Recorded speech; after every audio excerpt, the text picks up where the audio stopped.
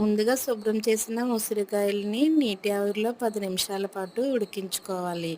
ఉడికించిన తర్వాత సరిపడినంత బెల్లం వేసి ఉసిరికాయలని తీగపాకం వచ్చే వరకు ఉడికించాలి. ఉడికిన అవి కొద్దిగా ఉడికిన తర్వాత యాలకుల పొడి వేసుకుని ఒక శుభ్రమైన గాజు పాత్రలో భద్రపరుచుకోవాలి. ఇలా చేసి ప్రతిరోజు పిల్లలు పెద్దలు కూడా ఒక్కొక్క ఉసిరికాయ తినడం వల్ల ఎన్నో ప్రయోజనాలు ఉంటాయి. మా వీడియో కనుక మీకు నచ్చినట్లయితే, మా వీడియోస్ చూస్తున్న మీ అందరికీ కృతజ్ఞతలండి. మా వీడియో కనుక మీకు నచ్చినట్లయితే ప్లీజ్ లైక్ చేయండి, షేర్ చేయండి, కామెంట్ చేయండి, సబ్స్క్రైబ్ చేసుకోండి, గంట కొట్టడం మర్చిపోవద్దు. ఇక ఉంటానండి. నేను మీ లిల్లీ కిరణ్.